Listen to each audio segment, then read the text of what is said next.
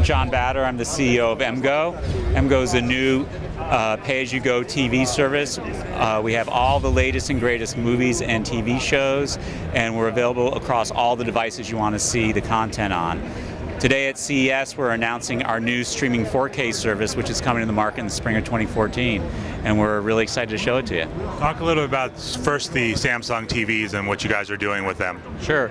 So Samsung is obviously one of the leaders or the leader in TVs and in high-end TVs in particular.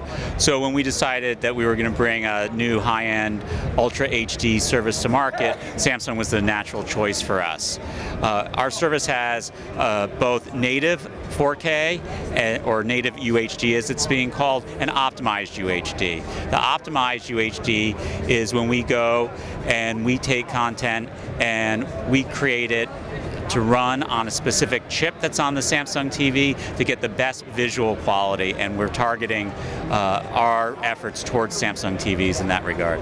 Can you talk a little about the library that will be available at launch? Sure. There'll be about 100 titles available at a launch. That'll be a mix of native titles. Those are titles that were authored originally in 4K, post-produced in 4K, and optimized titles for 4K UHD TVs. And give us an idea of some of the studios, both on the Hollywood and on the television side, that you're working with.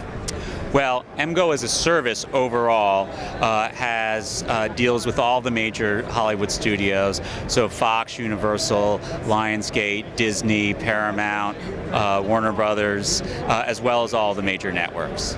Once this launches, what will be the rollout in terms of a new movie coming out on Blu-ray and DVD, and then at what point would the 4K version be available through MGO? Well, our plans are still in flux because the service doesn't launch until the spring. But today, our movies release in the earliest possible window. So that's day and date with the DVD, or earlier in many cases. So 2 to 4 weeks before it's available on DVD, it's available on our service. Can you give us an idea of 4K, just for people that haven't experienced it? What's the upgrade from what they're used to on Blu-ray or HD? Sure. It's a much sharper, clearer image, and it's not just about the quantity of pixels. So it's got more pixels on the screen, so it's got a much denser image, but it also has more color in it and more contrast in it.